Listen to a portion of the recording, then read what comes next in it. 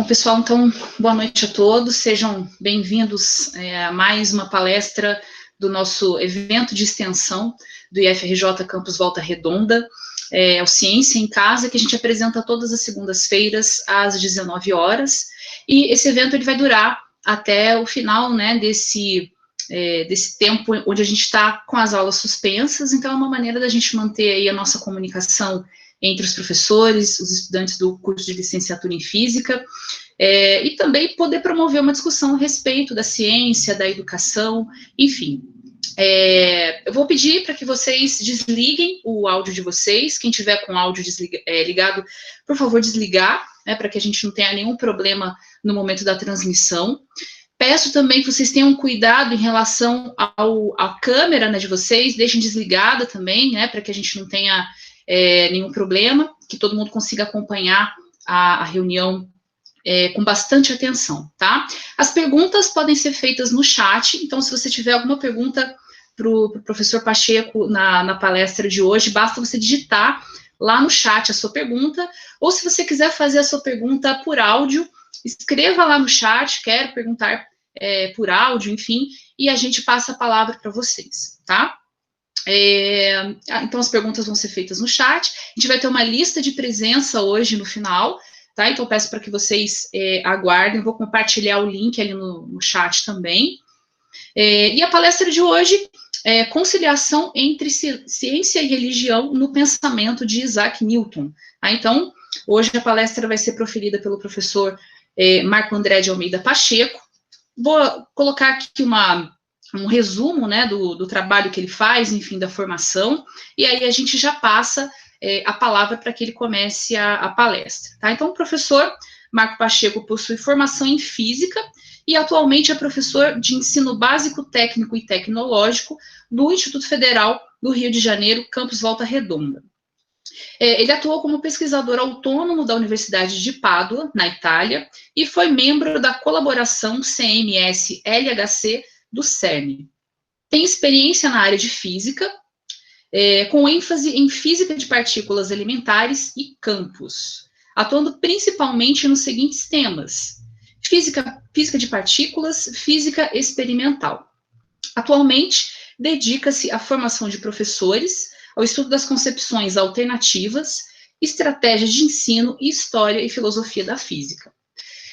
Professor Pacheco, seja bem-vindo, agradeço por ter aceitado o convite, né, para trazer para a gente hoje a discussão sobre esse tema que é bastante interessante. Então, eu passo a palavra para você. Oi, Aline, muito obrigado. Obrigado a todos pela presença, né, primeiramente. Tem vários nomes aqui de ex-alunos, alguns ex-alunos bem antigos, e é um prazer tê-los aqui reunidos. Deixa eu compartilhar aqui a minha tela com vocês. Só um segundo. Compartilhar a tela inteira. Como a Aline disse, as perguntas podem ser sendo feitas no chat. A partir de agora que eu compartilhei a tela com vocês, eu perco a visualização do chat. Mas a Aline vai ficar responsável por ler. E se alguém quiser fazer a pergunta, é só escrever lá no chat, ela pode me interromper a hora que for para fazer a pergunta, e se eu souber responder, eu responderei com o melhor do meu conhecimento. O tema é bem instigante, né? Conciliação de ciência e religião, pensamento de Isaac Newton. Já era algo que eu vinha pensando há muito tempo, na verdade, acho que tem uns 10 anos, talvez um pouco mais, que eu venho sempre pensando na questão da religião como um produto do homem no tempo, assim como é a religião, assim como é a ciência. E, mais recentemente, de 1 ou 2 anos para cá, eu comecei a ler um pouquinho mais sobre esse lado de Newton, que é muito pouco explorado, seja na formação de físicos e professores de física, e também no ensino médio. E aí, como isso acabou me intrigando, resolvi ler um pouquinho, e hoje aqui compartilho com vocês um pouco dessa minha leitura. Tudo bem? Está todo mundo conseguindo ver a tela? Sim, Aline? Estamos sim. Perfeito, então. Bom, a história toda começa em 1642. É um ano bem interessante para a física, né? Porque nesse ano, em 8 de janeiro, morre Galileu Galilei. Nesse ano também, na Inglaterra, tem um momento bem conturbado, porque começa em agosto, ali por volta do meio do ano, a Guerra Civil Inglesa. Um pouquinho mais adiante, em outubro, morre o pai de Isaac Newton. E no dia 25 de dezembro, prematuramente, Deus disse: faça-se Newton, e tudo se fez luz. Né? Esse verso, né? E Deus disse: faça-se Newton, e tudo se fez luz, não é meu, é do Alexander Pope, que acabou escrevendo isso em homenagem a Newton. Bom, durante o período de Natal, quem acompanha aí o Facebook, pelo menos eu sou do tempo ainda do Facebook, não consegui migrar para o Instagram, no dia 25 de dezembro sempre rolam uns memezinhos agradecendo aquele que veio para transformar a humanidade e está falando de Newton. Bom, mas o que acontece aqui? Newton nasce prematuramente e órfão de pai.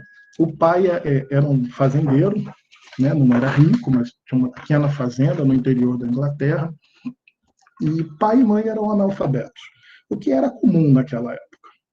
Então, o ponto que a gente tem que entender é que a gente fantasia muito a questão desse período, né, dos 1600, com a questão de reis e rainhas, e olha dos filmes e acha que tudo era um glamour imenso.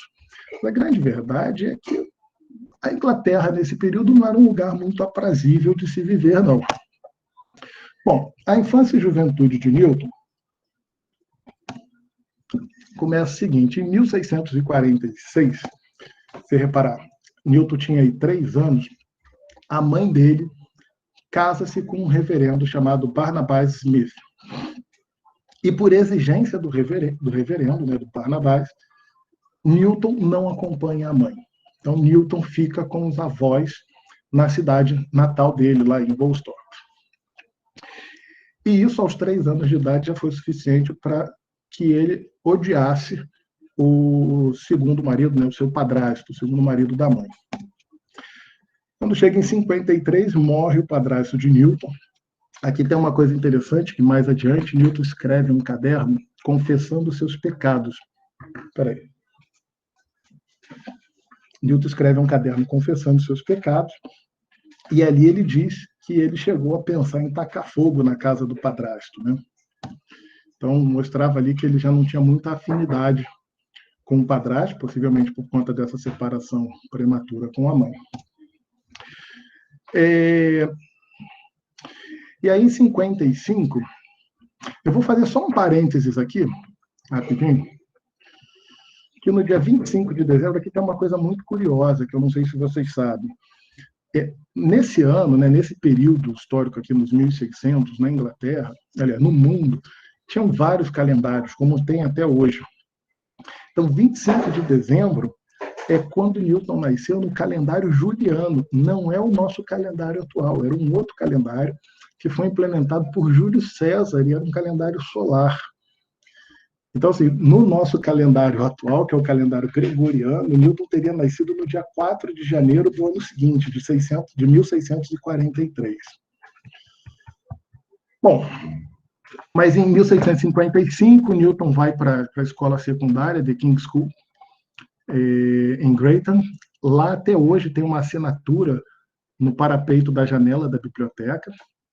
Então, se alguém estiver por Londres e arredores ali em Grantham, vale a pena fazer esse tour para conhecer a escola onde Newton estudou. E Newton não era um aluno exemplar, não. Tá? Ele era um aluno bem mediano, ele consegue se formar, mas assim, não merece nenhum grande destaque. Em 59, né, ele acaba voltando, ele larga a escola antes de concluir o ensino médio e volta para casa porque a mãe fala que precisa da ajuda dele para administrar a fazenda. Então, Newton interrompe o seu ensino médio, né, que seria hoje o nosso ensino médio, mas o diretor da escola acaba convencendo que ele deveria retornar à escola, e no ano seguinte, em 1660, ele retorna à escola em Greyton, e em 1661 ele conclui o curso secundário, é o primeiro da família a ser de fato alfabetizado, e pouco tempo depois ele é aceito no Trinity College, que é um dos colégios de Cambridge. Quem não está muito familiarizado, a estrutura da universidade inglesa é um pouco diferente da nossa estrutura aqui, apesar da gente ter alguma herança dessa estrutura. Então, lá você tem a Universidade de Cambridge, né, a Cambridge University, e a universidade possui vários colleges. E dentro dos colleges é que estão os cursos, ou as faculdades, né, os cursos universitários propriamente ditos. Então, um dos colleges de Cambridge era esse Trinity College.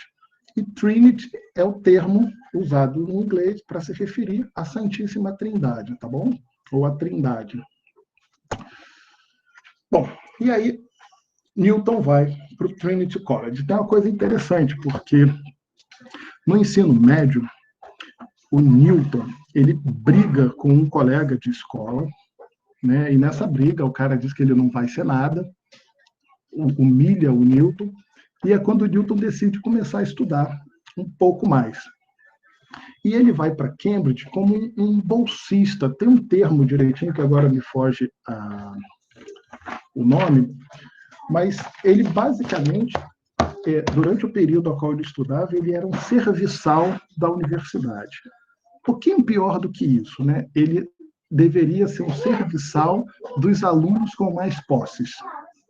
Então, era a forma que ele era remunerado, era fazendo esses serviços gerais, serviços domésticos para outros alunos com mais grana do que ele. Bom, e aí ele vai em 1660, né, para o Trinity College.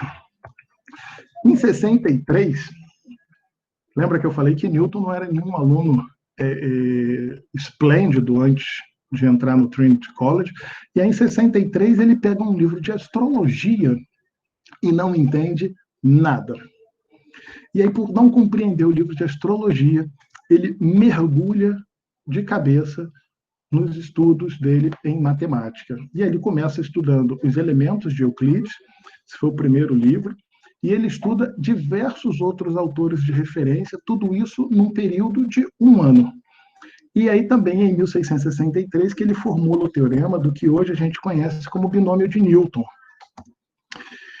Na primavera de 65, ele se forma no Trinity College. E ele tornou-se, então, bacharel em humanidades. Não tinha o nome de curso de física, né, ou matemática. Ele era professor, depois vem a ser professor de matemática, mas a formação dele era bacharel em humanidades. E, possivelmente, antes de 7 de agosto de 1665, vem a peste negra, que assola a Inglaterra de modo devastador. Morrem milhares de pessoas. Se eu não me engano, com a peste negra, eu acho que matou 25, 30% da população do país. É muita gente. Bom, e aí, por conta da peste, ele sai de Cambridge e volta para a fazenda da família. Em 65, né? E aí vem o que a gente chama de Annus Mirabilis, ou o ano maravilhoso, o ano milagroso de Newton. Um período que vai corresponder a 2 anos, de 65 e 66. E aí, em 1665, quando ele se afasta de Cambridge, né, e volta para a fazenda, ele descobre método de aproximação por série e regra para reduzir qualquer potência de qualquer binômio a tal série. Então, ele começa a trabalhar com séries convergentes. Em maio, ele descobre o método das tangentes de Gregory e Lucius. Em novembro de 65, ele obteve o método direto das fluxões. Num termo mais moderno, hoje, as fluxões são as derivadas. Em 1666, em janeiro, ele começa a elaborar a teoria das cores. Em março, ele volta para Cambridge. Porém, aí nesse período que ele volta para Cambridge, ele faz o método inverso das fluxões. Então, se o método direto eu falei que eram as derivadas, o método inverso, então são as integrais. Em julho, ele retorna para a fazenda, porque tem uma nova leva aí uma nova onda de contágio pela peste negra. E aí, quando chega em outubro, ele escreve, né, faz o tratado enunciando o cálculo das fluxões. Então, ele vai ali, formaliza o que a gente chamaria hoje de cálculo diferencial integral. Com uma observação que a notação que Newton usava é uma notação extremamente complicada de entender. E a gente acaba utilizando hoje a notação daquele que acabou se tornando seu desafeto, que foi o Leibniz. Bom, mas durante o ano de 1666, aqui é um trecho do que Newton fala, né? Então, ele, a partir das leis de Kepler sobre o período dos planetas, ele deduz as forças que mantêm os planetas em suas órbitas, e elas devem ser proporcionais ao inverso do quadrado da distância. Então, basicamente, nesse período aí de 65 a 66, ele formula o teorema binomial, o cálculo diferencial integral, elabora a teoria das cores e escreve os seus princípios de mecânica e chega na gravitação universal. Então, esse foi o auge acadêmico de Newton, mas não para aí. A coisa vai bem adiante. Bom, em 67, no ano seguinte, ele vira finalmente professor do Trinity College. Ele era um professor menor. Aqui, em 67, Newton faz um juramento para o Trinity College, como um professor menor da Sagrada Trindade, na qual ele jura que vai respeitar e vai seguir os mandamentos da igreja, que naquela época, da verdadeira igreja, e que naquela época era a igreja anglicana, não era a igreja católica. Pois se alguém tiver alguma pergunta para entender um pouquinho dessa diferença, eu falo um pouquinho do que eu sei. Bom, em 69, ele constrói o primeiro telescópio de reflexão, e aí ele vira professor lucasiano de matemática. Aqui está, não sei se dá para ver o negrito aí, mas esse cargo, esse professor lucasiano, no inglês é o Lucasian Professor, ele era um cargo especial, porque ele foi montado, daí foi criado essa cátedra por Lucas, e essa grana não vinha do Estado. Então, era um professor bolsista, digamos assim.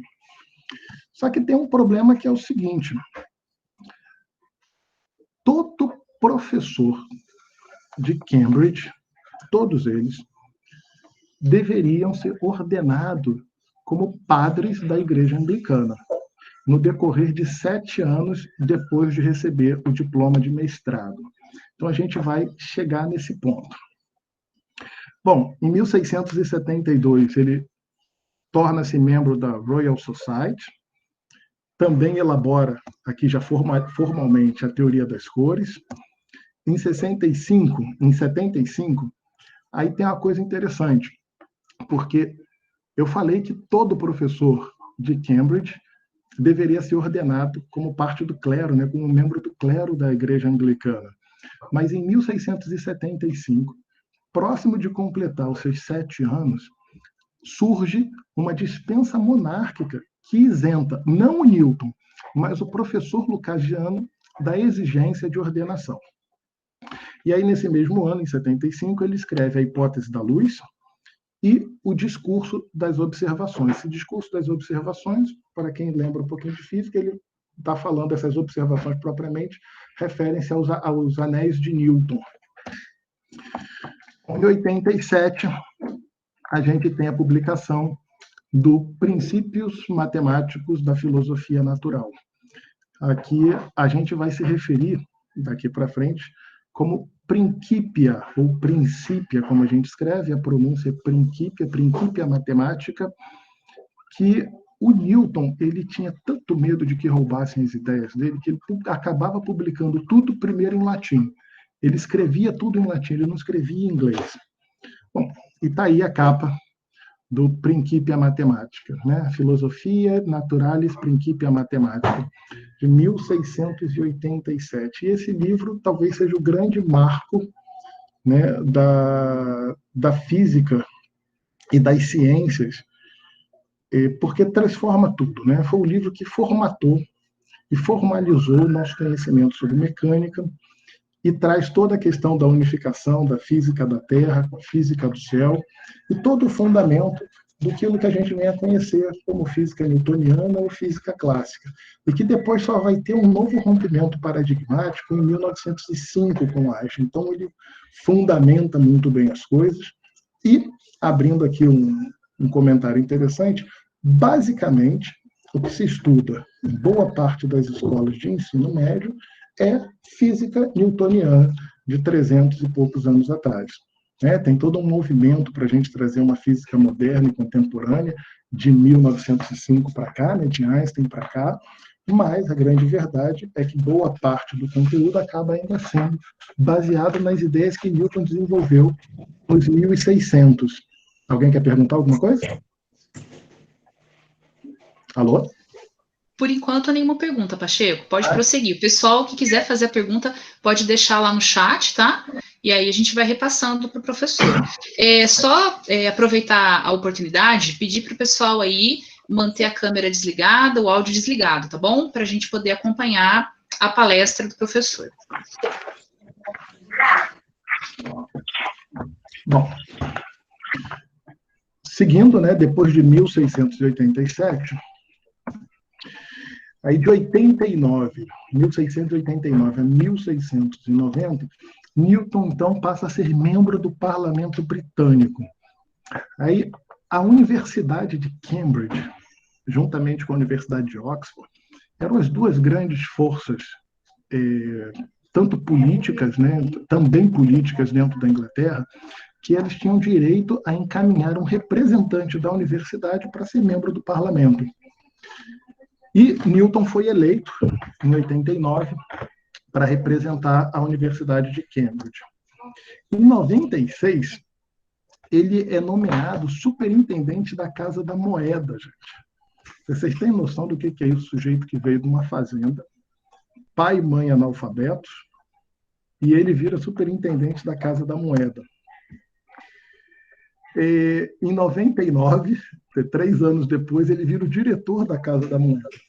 Assim, nessa época, nos 1600, né, o diretor da Casa da Moeda não era só responsável por cunhar a moeda, né, por fazer o entalhe da moeda propriamente dito, mas era quase que um equivalente a um ministro das finanças. Era o consultor a quem o rei perguntava como é que andava a grana do país. Bom, ele também é eleito sócio estrangeiro da Académie des Sciences, na França. De 1701 a 1702, ele novamente se torna membro do Parlamento Britânico, também representando a Universidade de Cambridge, pela segunda vez, e ele renuncia à cátedra lucasiana. Bom, mas nessa época daí, 1700 e pouco, 1701, 1702, Newton já não precisava mais da bolsa de pesquisador da universidade, e ele já tinha alçado novos rumos na carreira dele. Ele já não se dedicava puramente à carreira acadêmica, né? Ele se dedicava à carreira acadêmica e também tinha uma contribuição muito forte numa carreira política, né? Uma carreira político-social, seja diretor da Casa da Moeda ou representante da universidade dentro do parlamento. Em 1703, ele vira o presidente da Royal Society. Tem várias histórias sobre isso, que dá para a gente conversar num outro momento, como, por exemplo, um embate sobre quem criou o cálculo, né? Quem foi o primeiro sujeito a desenvolver o cálculo, Newton, que escreveu e não publicou, ou Leibniz, que escreveu e publicou, porém em data posterior.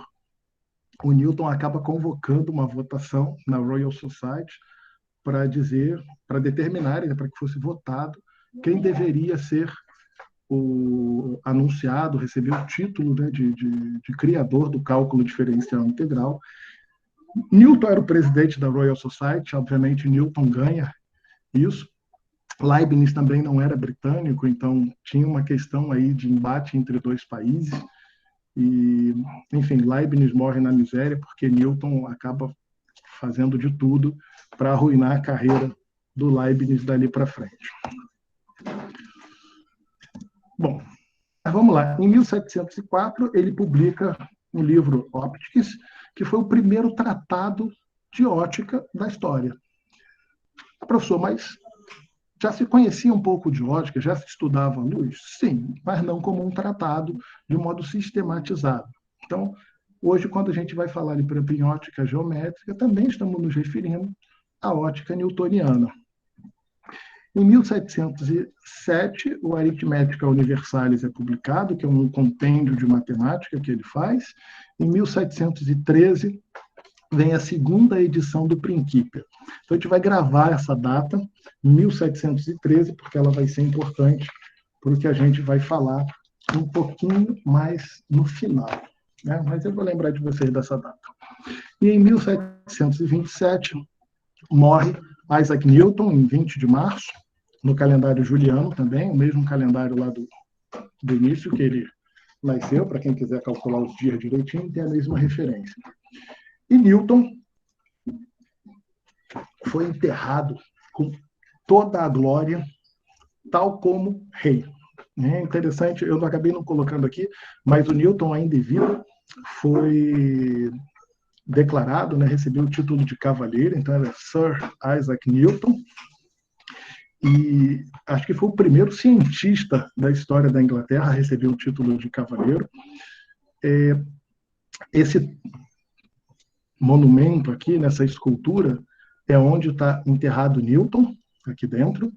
Então, tem uma escultura aqui muito bonita. Aqui tem vários, não sei se vocês conseguem ver a pontinha do mouse, o desenho certamente não, mas aqui tem várias crianças brincando com os instrumentos que Newton desenvolveu, por exemplo, o telescópio. Se não falha a minha memória, isso daqui aparece no Anjos e Demônios, não, que é o que vem depois, mas fez sucesso antes, do livro do Dan Brown, O Código da Vinci, e fica dentro da abadia de Westminster. A abadia de Westminster, para quem acompanha TV e fofoca, basicamente, ou lê história também, que é o meu caso, é a abadia onde tem os batizados e os casamentos reais na Inglaterra. Então, quando teve o último casamento aí com a Kate Middleton, se não me engano, não vou lembrar o nome das atrizes, tá, dos príncipes e quem casou com quem, mas teve um último casamento que foi transmitido ao vivo aí pela TV, e foi justamente na abadia de Westminster. Nessa abadia está enterrado um monte de gente famosa, tem Newton, do lado de Newton está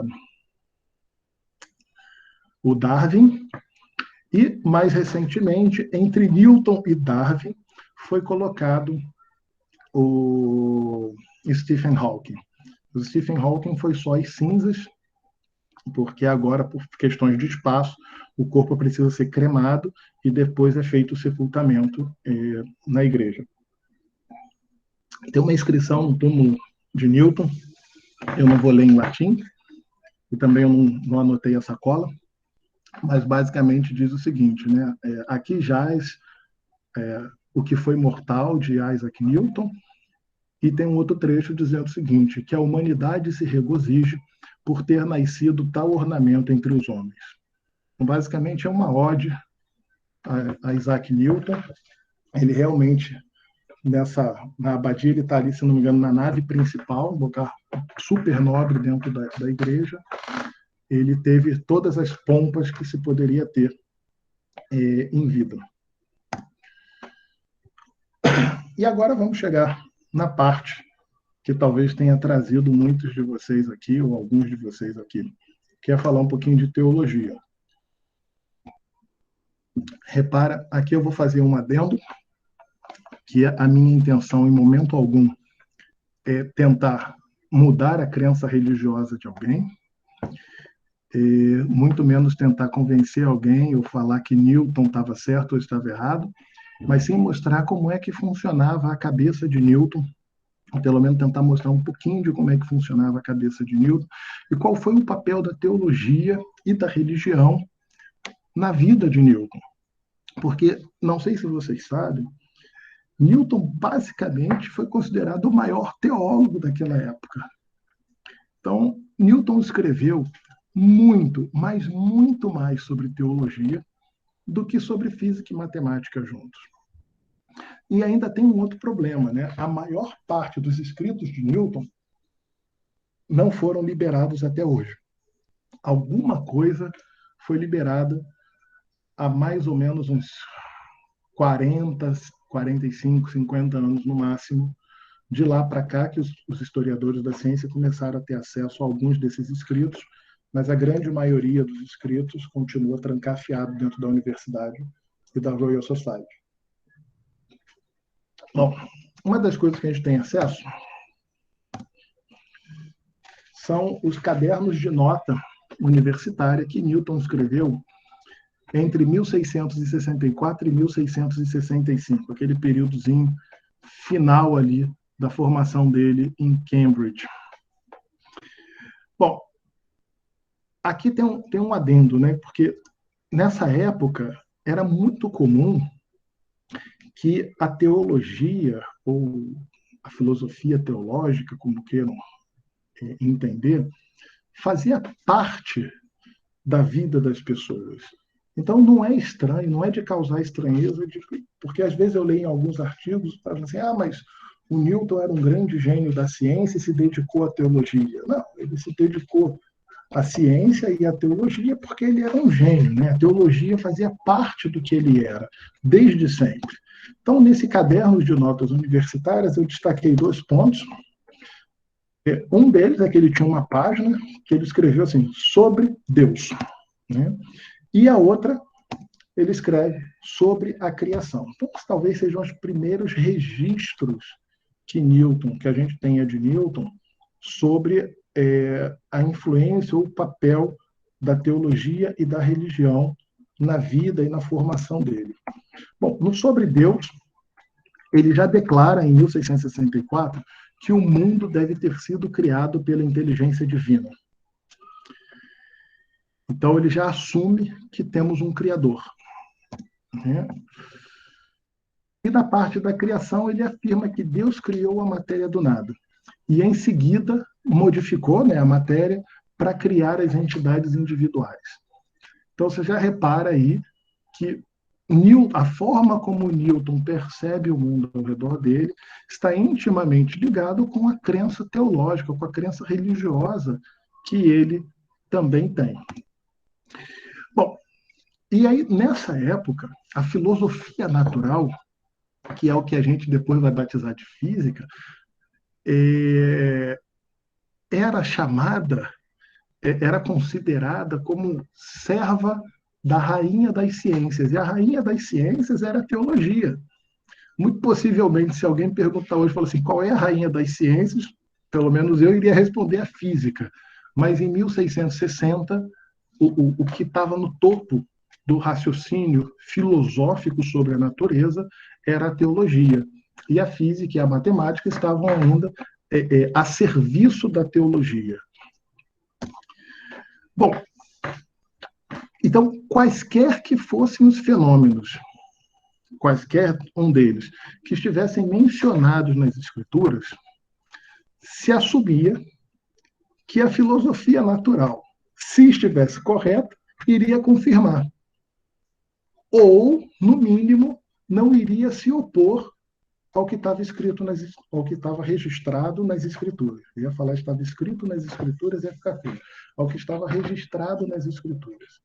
Então, repara aqui que nesse período de 1660, o que a gente entende aí como filosofia natural, que é o que vai depois ser chamado de física, e que abarca também a matemática, ela só é correta se ela confirma a Bíblia. Se ela não confirma a Bíblia, ela não está correta. Então, é um pensamento um pouco inverso, talvez, do que a gente assume hoje, né? A gente pode falar, olha, a Bíblia, a gente assume que a ciência, a física está correta e a Bíblia talvez seja uma linguagem figurada, né? Não estou falando nem de erro nem de acerto, mas de uma linguagem figurada. E aqui nesse período, não. Né? Então, qualquer coisa que se menciona na Bíblia é o correto. E a matemática e a física, né, dentro dessa filosofia natural, se ela estiver correta, ela corrobora o que está registrado nas escrituras. Se por acaso ela disser o contrário, é porque a filosofia natural está errada. Era essa a ideia. Bom, e aí tem um movimento, nesse período de 1650, 1640 e pouco, começa a surgir um movimento na Inglaterra chamado de teologia natural. E o que é isso? Basicamente é o que eu falei anteriormente. Então, ele vai ser um movimento da filosofia natural que vai visar estabelecer a existência dos principais atributos de Deus, estudando a sua criação, ou seja, a natureza. Tá bom? E aí, nesse período, a gente tem alguns livros ali, o período que eu falei, 1650.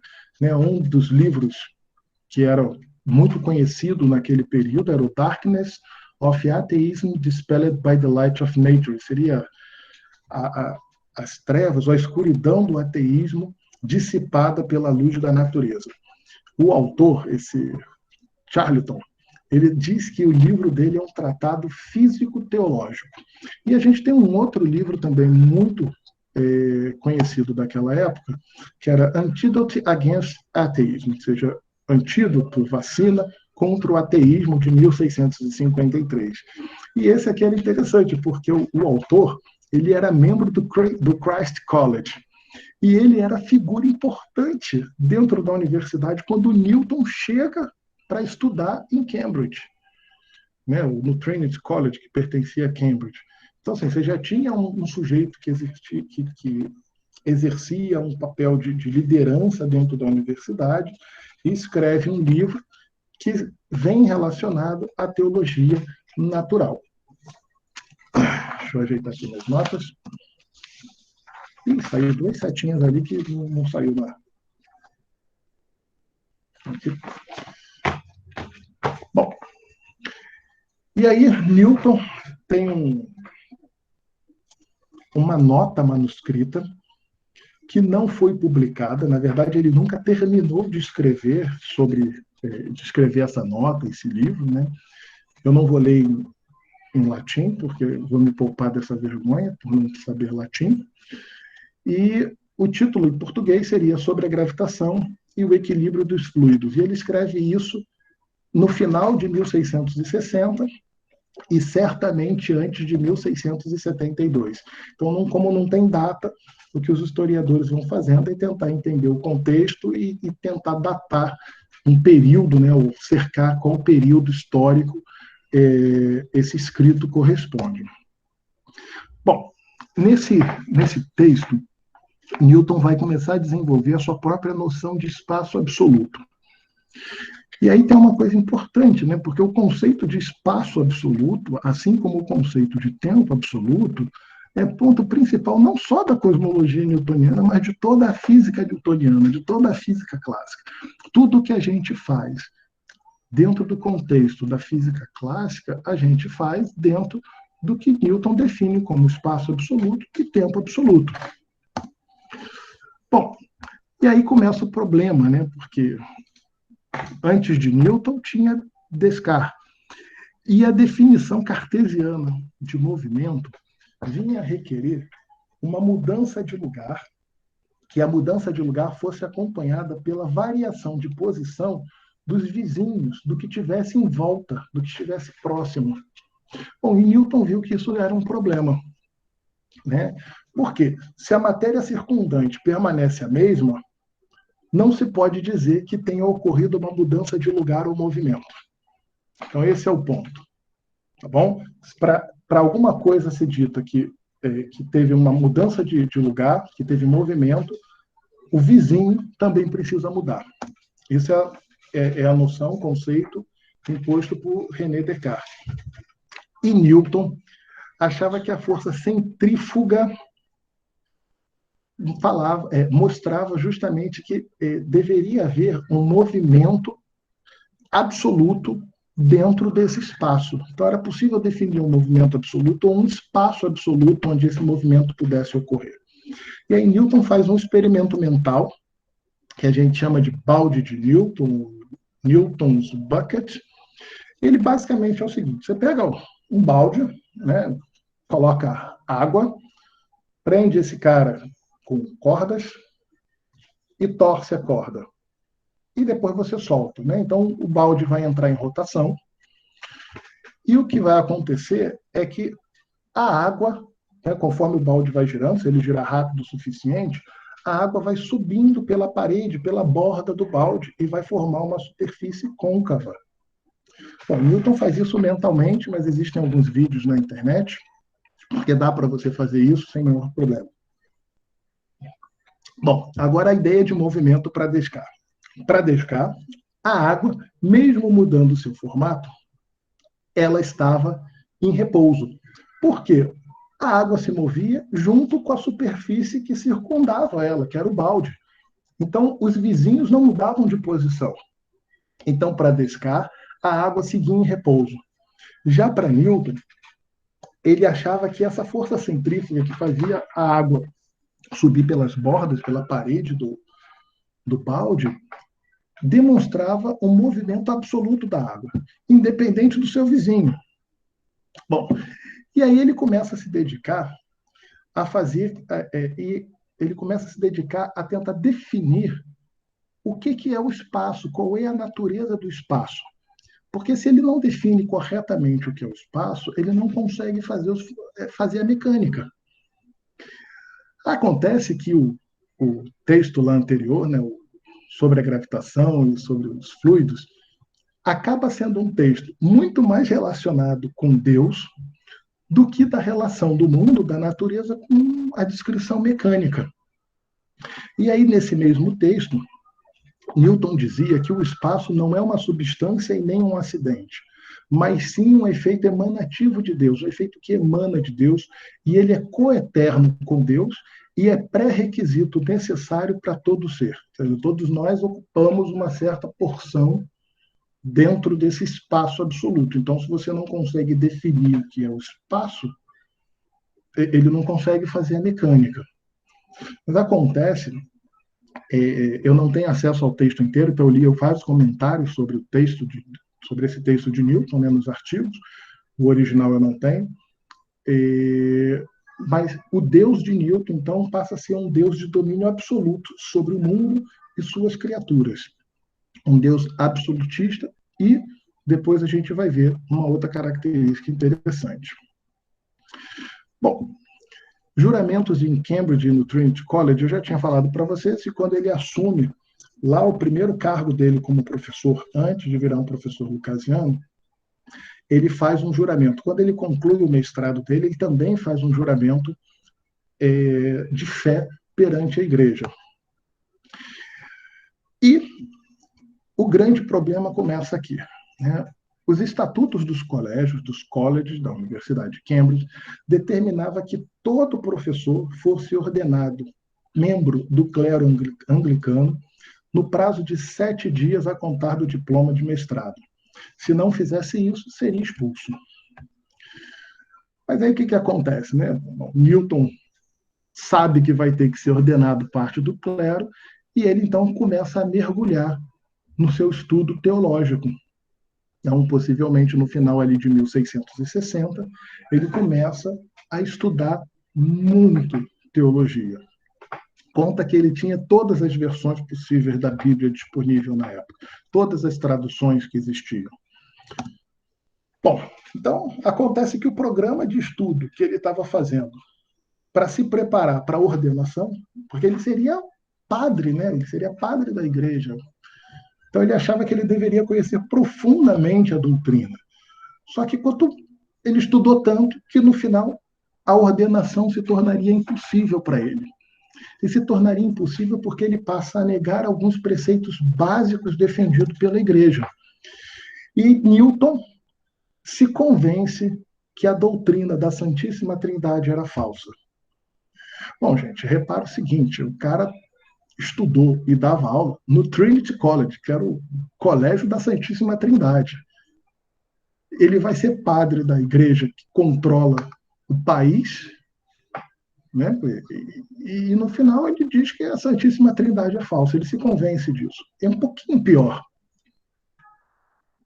Ele acredita que a ideia da Santíssima Trindade é uma perversão e uma corrupção do cristianismo primitivo. E isso foi feito para que as pessoas usufruíssem da igreja, né, da doutrina que estava tomando corpo, em benefício próprio. Bom, e aí ele demonstra, né, que duas passagens cruciais da Bíblia, na qual os trinitaristas se baseiam, aqueles que acreditam na Santíssima Trindade, se baseiam, só apareceram na Bíblia pela primeira vez no século IV. E aí ele acaba se identificando com um padre da Igreja Católica primitiva, chamado Ário. Para esse padre, Ário, Cristo não era... como é que eu vou fazer? Cristo não era uma das faces de Deus, né? Para chegar a compor a Trindade. Mas também Cristo não era totalmente humano. Então, Cristo ele foi criado por Deus, mas para ser um intermediário entre Deus e a humanidade. Mas ele não era uma parte eterna de Deus. Bom, então, Ário tinha uma filosofia unitarista, mas com a diferença de que Cristo aí foi criado diretamente por Deus para servir de intermédio. Bom, acontece que naquele período, 1660, 1670, como estamos chegando aí, se o Newton expõe a ideia dele sobre a negação da Trindade, ele teria sido expulso imediatamente da universidade, sem a menor sombra de dúvida. Mais do que isso, além da expulsão da universidade, ele teria vários problemas sociais, né? Ele não conseguiria trabalhar em lugar nenhum mais. Lembrando que a Igreja Anglicana ou a Igreja da Inglaterra era a religião oficial da Inglaterra. Acho que ainda é, né? E do que a gente conhece de Newton hoje, Newton não prestaria um juramento falso. Então, tem alguns momentos que ele escreve carta dizendo que ele vai ter que largar o cargo de professor lucasiano, mas ele não diz bem o porquê. Né? Mas hoje a gente sabe que é porque ele não conseguiria fazer esse juramento por conta dessa negação dele da Trindade e por ele seguir o que a gente vai chamar de doutrina ariana, tá? Por conta do padre Ário. Bom, e aí eu vou pegar um dos primeiros manuscritos de teologia, né? A gente teve aquele caderno de nota universitária dele, né, enquanto ele era estudante, depois teve um artigo que ele não finaliza, e aqui sim um manuscrito de teologia, mas que não é publicado, tá? Newton escreve e guarda, justamente por conta desse medo de expulsão, perda de cargo e perda de todo o poder e prestígio social que ele galgava ali, que ele almejava. Novamente, aqui eu não estou visando abalar a fé de ninguém, eu só vou colocar o que Newton escreveu, porque o Newton era um sujeito extremamente metódico. Então, ele tem uma metodologia de estudo da Bíblia. Na verdade, acho que uma das grandes contribuições que Newton dá para a teologia é justamente essa metodologia de estudos. Bom, são 12 artigos, eu não vou ler todos, tá? Eu selecionei alguns, mas também não são poucos.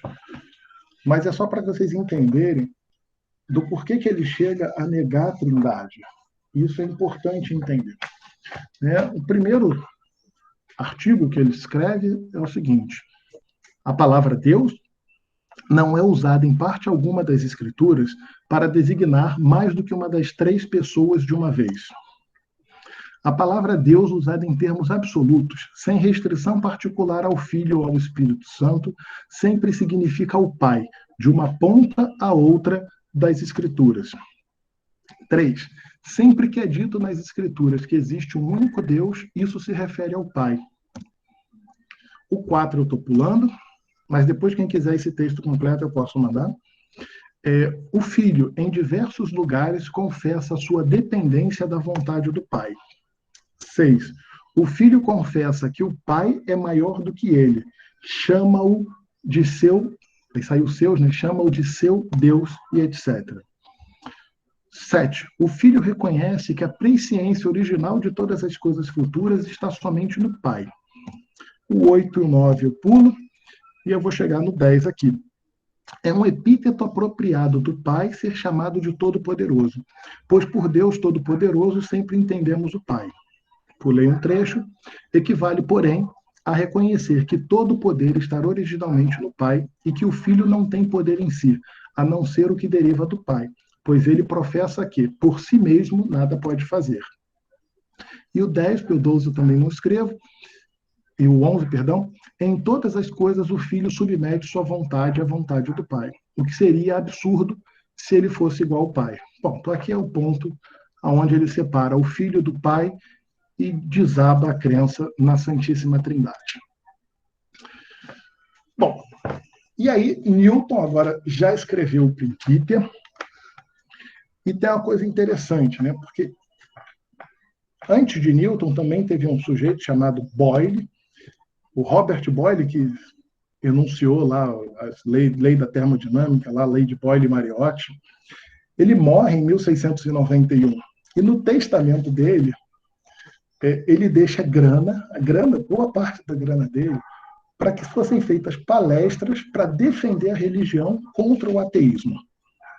Então, assim, Boyle também era religioso e achava que, naquela época, o ateísmo já estava tomando conta da Europa e estava chegando na Inglaterra, e que deveria ser, eles deveriam lutar contra o ateísmo. Bom, e aí tem esse sujeito, né, que estava ali no título, Richard Bentley. Ele era um teólogo jovem e ele se apoiou no Principia, lá no livro com os fundamentos da mecânica. Ele se apoia no Principia para fazer as primeiras palestras Boyle, né? Palestra lá usando a grana que o Boyle deixou no testamento. E ele pede ajuda para o Newton em diversos pontos, para ajustar as palestras que seriam publicadas no final de 1692. Ao todo, foram 4 cartas de Newton para o Bentley, e eu vou comentar pequenos trechos das 2 primeiras, tá? Porque as cartas são longas, e não dá para a gente colocar todas aqui, senão a gente vai com esse papo até amanhã. A primeira carta foi de 10 de dezembro de 1692. E aí Newton, escrevendo para Bentley, né, diz o seguinte: quando escrevi meu tratado sobre o nosso sistema, tinha um olhar voltado para princípios que pudessem funcionar considerando a crença dos homens numa divindade, e nada me dá maior júbilo do que constatá-lo útil para esse fim. Então, repara, o Principia, e eu volto novamente a dizer, o Principia foi um dos livros que revolucionou, um livro que quebrou o paradigma na ciência, um livro que fundamenta o nascimento da física como a gente conhece hoje, e ele diz que escreve o Principia para que as pessoas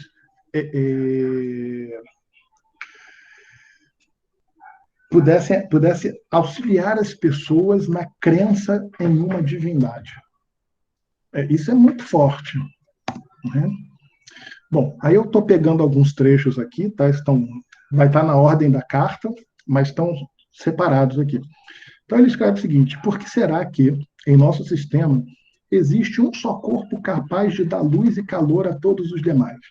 Não sei de outra razão, senão que o autor do sistema assim julgou conveniente.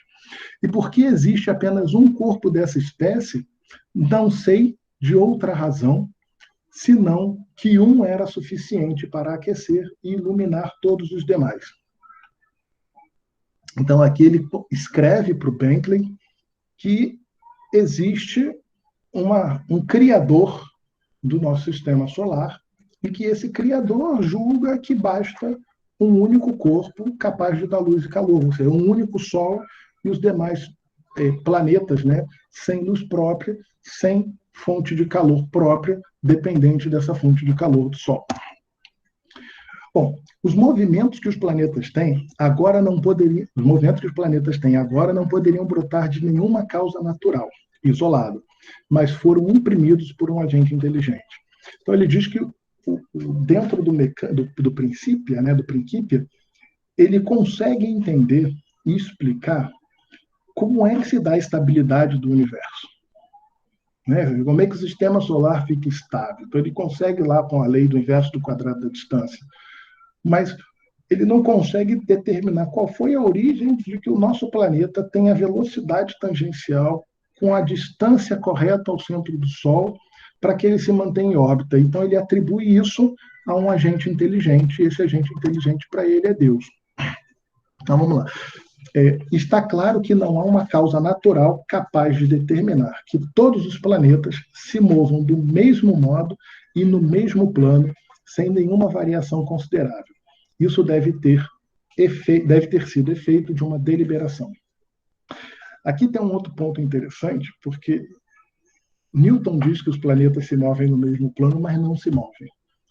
Então, a gente vai ter aí uma variação de mais ou menos 5 graus entre essas órbitas, uns em relação aos outros. Então, isso aqui não forma um plano com todos os planetinhos, bonitinho, como a gente costuma ver numa representação bidimensional, por exemplo. Isso não é verdade. E aí, ele vai chegando perto do final e ele fala que tais fatos, né, demonstra que a causa não é cega e nem fortuita. Mas a causa, Deus, para ele, era muito versado em mecânica e geometria. Deus era um grande geômetra para ele. Né? E compor a harmonia do sistema foi efeito de uma escolha, e não do acaso. Então, para ele, essa inteligência, esse criador, sabendo muita mecânica e muita geometria, é que determina, sabendo que as massas vão se atrair no inverso do quadrado da distância, determina onde vai ficar o Sol, onde vai ficar cada um dos planetas e imprime a elas a velocidade adequada para se manterem em órbita e, portanto, em harmonia. Gente, estou falando direto aqui. Se vocês quiserem fazer pergunta, tudo bem, então pode deixar para o final. A segunda carta é de 17 de janeiro de 1963, então não passa muito tempo, tá? Uma é de 10 de dezembro, a outra é de 17 de janeiro do ano seguinte, 1 mês e 7 dias, né? E a carta também é longa, eu estou separando só alguns trechos, né? E aí ele escreve o seguinte: não conheço nenhum poder na natureza que pudesse causar esse movimento transversal sem a mão de Deus, referindo-se à estabilidade e às órbitas dos planetas em torno do Sol. Aí coloca: a gravidade pode pôr os planetas em movimento, mas sem o poder divino, jamais poderia colocá-lo num movimento circular como o que eles descrevem em torno do Sol. E, portanto, por essa e outras razões, sou obrigado a atribuir a essa estrutura desse sistema a um agente inteligente. Importante notar aqui que ele fala no movimento circular, mas ele sabe que o movimento era elíptico, tá? Que formava uma elipse. Ele já tinha deduzido esse movimento, e isso também é consequência direta de você ter uma lei de atração que varia com o inverso do quadrado da distância. E aí, estamos chegando perto do final. Vocês lembram que eu falei do Principia, um livro que funda, né, que rompe o paradigma com a física aristotélica, com a filosofia aristotélica, dá força ao pensamento aí dos que vieram, dos que precederam Newton, como Kepler, Tycho Brahe, até mesmo Descartes, né, com a geometria. Mas em 1713 a gente tem a segunda edição desse livro. E eu, sem sombra de dúvida, digo que é o livro mais importante da história da física moderna, ou da física atual, né, que a gente tem. É o fundamento da física hoje. E nessa segunda edição, Newton escreve o que ele chamou de escolho geral. São as palavras finais sobre o livro. Nesse escolho geral, eu também vou separar alguns trechos, tá? Porque o texto é grande, então vou separar quatro trechos. O primeiro é que ele escreve o seguinte: esse belíssimo sistema do Sol, dos planetas e dos cometas só poderia provir do plano e da soberania de um ser inteligente e poderoso. O segundo trecho: esse ser rege todas as coisas. não como a alma do universo, mas como o Senhor de todas as coisas. E em virtude de seu domínio, costuma ser chamado de Senhor Deus ou Senhor do universo. E esse escolho geral ele acaba tendo uma importância muito grande, porque é o primeiro momento onde Newton, de fato, divulga a influência da teologia, de seus estudos teológicos, na concepção do livro, na sua concepção, na forma como ele descreve a natureza. Então, Pacheco, diga. É a Aline aqui. Tem uma pergunta aqui da Ana Maria. Na verdade, são duas. Ela está perguntando se você pretende falar sobre os estudos de Newton sobre profecias e a curiosidade dele sobre o fim dos tempos. Além disso, ela também está perguntando sobre a influência dos platônicos e da sociedade Rosa Cruz sobre ele. Quem perguntou, perdão? A Ana Maria. Ana Maria. Ana, o livro que ele fala sobre as profecias, eu não preparei isso para cá, porque eu acho que acaba não compondo a teologia natural de Newton. Tem um papel importante dele na teologia. Olha só o que está acontecendo aqui, gente. Peraí. Tem um papel importante na teologia newtoniana. Peraí, gente. Mas não para esses fundamentos de mecânica, tá bom? Mas depois eu comento um pouquinho sobre ele no final, me lembra daí. Sobre os Rosa Cruzes, eu vou ter que confessar a ti a minha ignorância. Não conheço muito, tenho vários amigos que são Rosa Cruzes, mas não conheço muito os estudos deles. Conheço alguma coisa da história por conta de contato com amigos, mas dentro da biografia de Newton não vejo menção aos temas debatidos dentro da Sociedade Rosa Cruz. Tá bom? Mas se você quiser complementar alguma coisa ao final, também pode. Então, eu aprendo um pouquinho mais.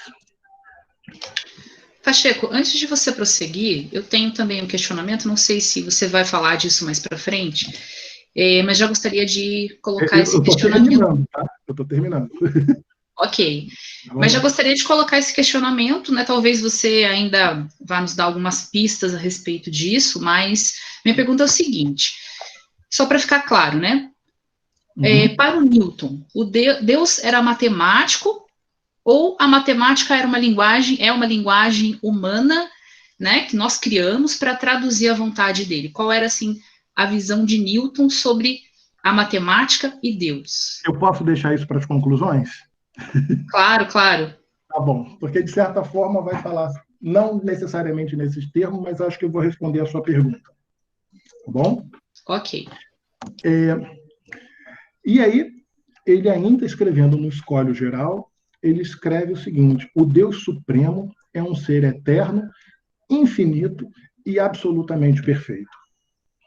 Então, esse é um ponto importante dentro da crença de Newton. E agora eu acho que a parte que sempre que eu leio, eu fico arrepiado de emoção. Meus alunos sabem que quando eu gosto muito de algumas coisas, eu já estou arrepiado, não sei se dá para ver.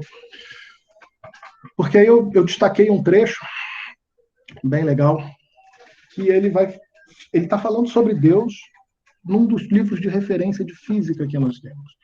E ele vai colocar o seguinte: ele é eterno e infinito, onipotente e onisciente. Ou seja, sua duração vai da eternidade à eternidade. Sua presença da infinitude à infinitude. Ele governa todas as coisas e conhece todas as coisas que existem ou podem ser feitas. Ele não é a eternidade e a infinitude, mas é eterno e infinito. Não é a duração ou o espaço, mas perdura e está presente. Ele perdura para sempre e está presente em toda parte. E por existir sempre e em toda parte, constitui a duração e o espaço. Gente, eu não sei aos olhos de vocês se vocês conseguem entender a profundidade desse trecho. Mas lembra que eu falei que Newton, lá naquele livro, no manuscrito dele, sobre mecânica dos fluidos e gravitação, ele tem uma discordância com o pensamento cartesiano sobre o que seria movimento, e ele praticamente conclui que ele precisa estudar e definir o que é o espaço. E repara que aqui ele diz que, por existir sempre em toda parte, Deus constitui a duração, que é o tempo, e o espaço. Gente, absolutamente todos os cálculos que vocês já fizeram numa aula de física,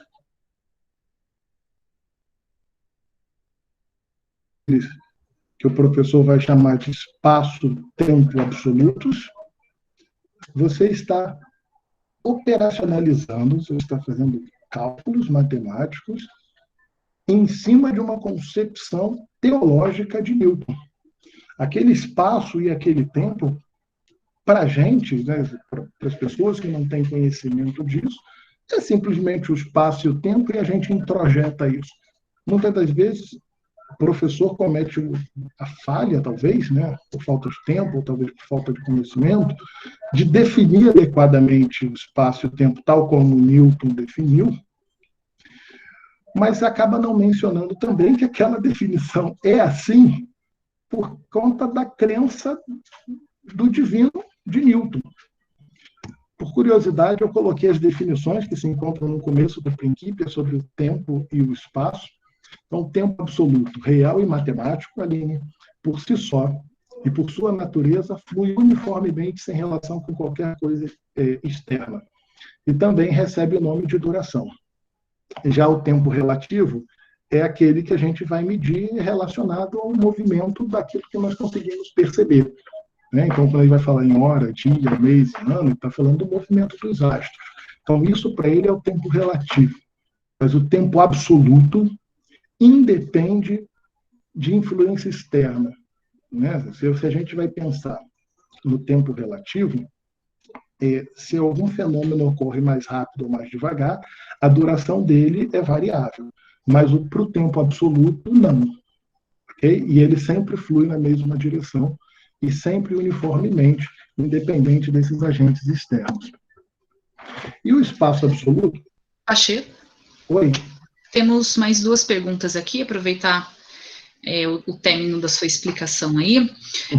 O Reinaldo está perguntando sobre a constante gravitacional.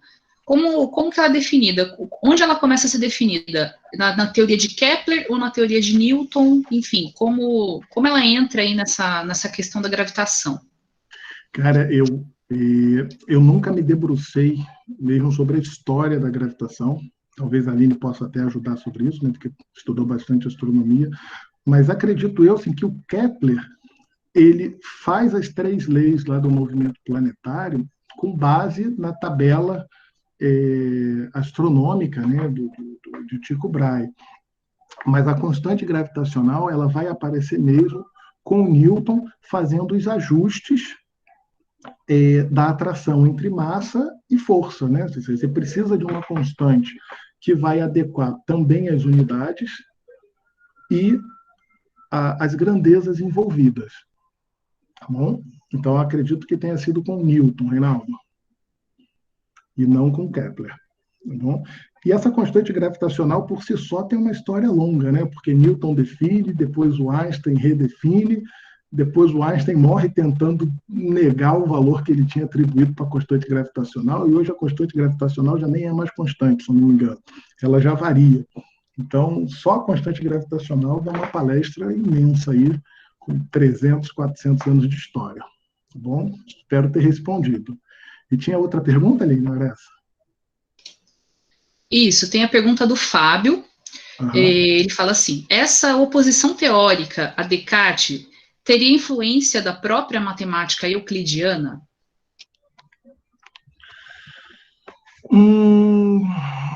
Eu acho que não. Acho que era uma questão mais das definições de como Descartes definia movimento e espaço. E não com a matemática euclidiana.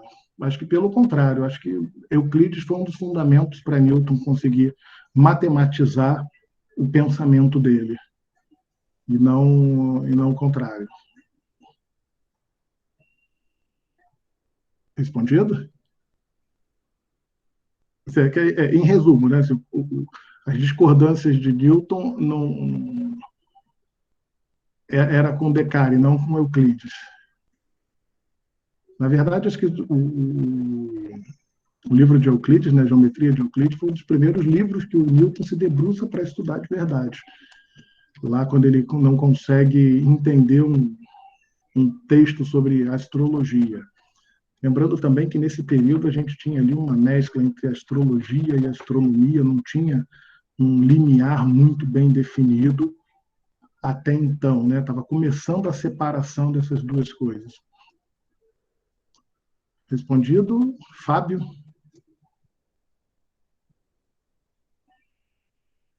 Silêncio. Alô?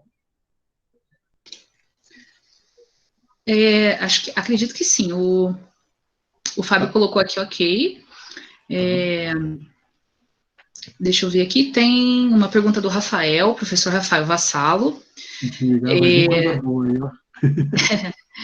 Será que as questões das fluentes e das fluxões do cálculo newtoniano também não estão ligadas a estas questões teológicas de Newton, no que tange às questões de espaço-tempo?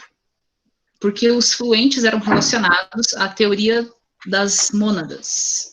Sim, existe essa possibilidade.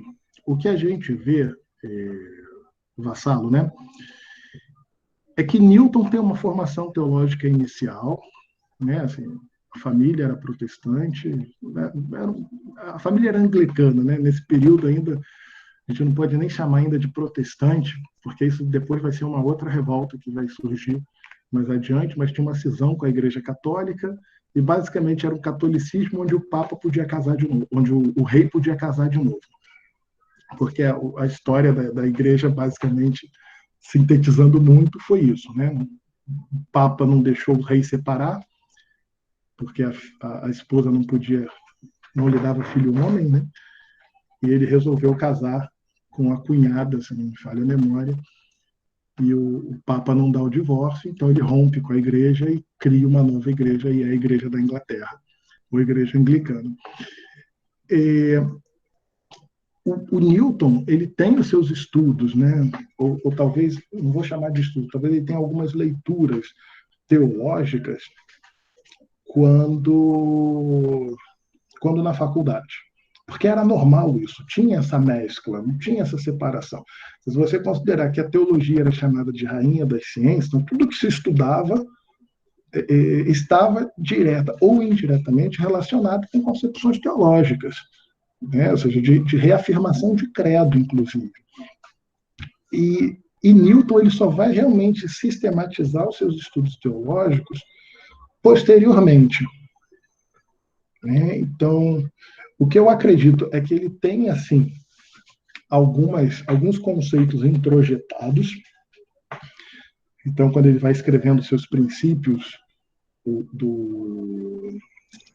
da gravitação newtoniana, do cálculo, é uma questão muito interessante, porque a gente não tem como afirmar, agora em princípio, se ele já tinha alguma coisa mais sistematizada para definir espaço e tempo, e aí chegar nos cálculos dos fluxões, né, que são variações de posição, basicamente, né, variações de fluxo de alguma grandeza em relação ao tempo, porque, como eu disse, a grande maioria dos escritos teológicos de Newton ainda estão trancafiados dentro da universidade. Tem muito pouca coisa que foi liberada perto do montante que ele escreveu. Então, Newton, o que acredita-se hoje, né, dentro da leitura que eu tenho feito com outros autores, é que essa janela a qual ele vai escrever o Principia é a janela a qual ele dá uma pausa nos seus estudos teológicos, né, e depois ele volta com força total para isso. Então, ele produz muito de física e se dedica muito à teologia. Mas, obviamente, ele mesmo declara que o Principia foi escrito com essa intenção de reforçar a crença dos homens numa divindade. Então, ele já tinha essa ideia quando ele escreve o Principia, mas ele não fala em nenhum momento sobre essa crença de modo explícita quando ele vai pensar no cálculo dos fluxões. Então, eu não tenho como afirmar nem que sim, nem que não, entendeu? Eu acredito, talvez não, mas se a gente for pensar que isso tudo acontece dentro de um espaço, dentro de um tempo, e que ele já tinha introjetado, mesmo que não escrito, né? Mesmo que não registrado, ele já tinha introjetado um pouco dessa crença teológica, pode ser que tenha tido alguma relevância, sim. Mas a gente não tem como lacrar e falar que era ou que não era, porque tem muito documento não liberado. Se você me perguntar por que esses documentos, né, que são documentos históricos, não foram liberados, eu também não sei te dizer ainda. Então, tem algumas coisas que já foram liberadas e a maioria não. Eu vou só terminar, eu não sei se eu respondi, Vassalo, dá o ok aí. Eu vou só terminar aqui, porque realmente está no finalzinho. O próximo são as nossas conclusões, aí eu consigo sair daqui da minha tela cheia e olhar vocês e a gente consegue bater um papinho também direto. Tá bom? Pacheco, só para fechar aqui a pergunta do Fábio, ele diz que ele estava se referindo justamente à diferenciação conceitual dos elementos da geometria euclidiana em comparação à geometria para Descartes. Não sei te dizer isso, dessa questão da geometria. A gente tem o papel das geometrias muito importante, mas é porque com Descartes ele realmente verbaliza quais são as divergências dele. Então, e ele estudou muito a questão cartesiana, mas o problema dele não é com a geometria cartesiana, é com algumas definições de espaço e tempo dentro da geometria de Descartes. Compreende? Não é com relação aos fundamentos da geometria propriamente dito, né? No sentido dos teoremas da geometria, mas sim de alguma coisa que antecede isso, né? Ou seja, você tem essa geometria, mas ela operacionaliza, ela ocorre onde? E que espaço é esse? Então tem essa questão não da geometria, mas das definições de movimento de Descartes. Bom? Não sei se respondi. O Fábio está dando um ok aqui, Pacheco. Beleza, então, Fábio. Qualquer coisa a gente continua aí. Bom, e como eu falei, está finalizando mesmo, né? Então, para concluir ainda, para finalizar, né, ainda nas definições do princípio, ele reforça que o fluxo do tempo absoluto não é passível de mudança e, assim como a ordem das partes do tempo é imutável, também é imutável a ordem das partes do espaço. Então, aqui ele realmente, dentro do princípio, no começo do livro, tem as definições, ele define o que é tempo absoluto e o que é espaço absoluto. E se você lê isso antes de ler o Escolho Geral, que vai vir na segunda edição, você tem uma leitura talvez geométrica de como ele imagina que seja a natureza das coisas. Hoje, se você lê isso depois de ler aquele Escolho Geral da segunda edição do Princípio, você consegue olhar aqui e falar o seguinte: putz, o tempo absoluto é o que é e o espaço absoluto é o que é, porque ele está definindo como atributos, como partes de Deus dentro desse contexto. Bom, e aí chegamos nas nossas conclusões. Tem um texto que vai estar na terceira referência, que eu vou colocar aqui para vocês. A tradução é livre, porque o artigo está em espanhol e a tradução foi minha. E aí, basicamente, o que está na conclusão é o seguinte: conclui que a discussão sobre Deus e tratar Deus a partir dos fenômenos é certamente uma parte da filosofia natural. Isso naquela época, tá? Uma outra tradução que eu fiz é: uma das principais razões para o sucesso da filosofia natural de Newton, do Princípio, basicamente, foi o papel que esta teve ao desenvolver uma valiosa teologia natural.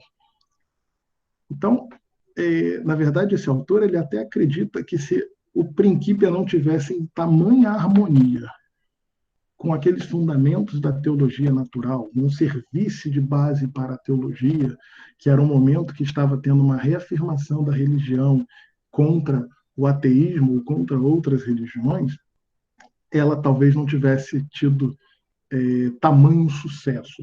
Certamente ela talvez chegasse para a gente até hoje, mas não na celeridade que teve. Né? Então, essa questão do princípio servir de base para o Bentley, que era um teólogo, acaba fazendo que a obra do Newton é adotada rapidamente por todos os teólogos, né? Por boa parte dos teólogos naturais na Inglaterra. Isso também justifica a ascendência espantosa de Newton numa carreira política e social. Né? Bom, e aí tem a questão seguinte, porque essa é uma conclusão muito pesada, porque diz que Newton não encontra Deus na natureza. Lembra quando eu falei que ele disse que os planetas ficam todos alinhados no mesmo plano, né? Estão todos no mesmo plano, com as suas órbitas? Isso não é verdade. Os planetas não estão todos no mesmo plano. Né? Então diz o seguinte, que Newton não encontra Deus na forma que ele vai estudando a natureza e encontra Deus ali. Ele faz ao contrário, ele pega a crença teológica que ele tem e impõe à natureza.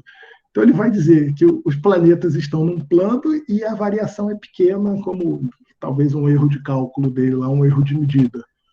Então ele acaba impondo a sua crença teológica dentro da sua concepção de mundo, digamos assim.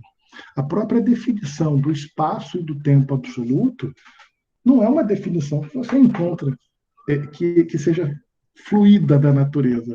Ela é uma concepção teológica. Ele impõe a forma como ele enxerga Deus dentro do seu livro de fundamentos da filosofia natural, no princípio. Então, o que Newton vai fazendo ao longo das cartas, ao longo dos textos, lembra, é muita coisa para eu juntar aqui, envolve até o livro de ótica, por exemplo, que eu não quis pegar para não inchar tanto, é que Newton ele está querendo encontrar Deus na natureza, mas de modo determinado. Então ele vai pegando os argumentos de modo a colocar Deus ali onde ele quer.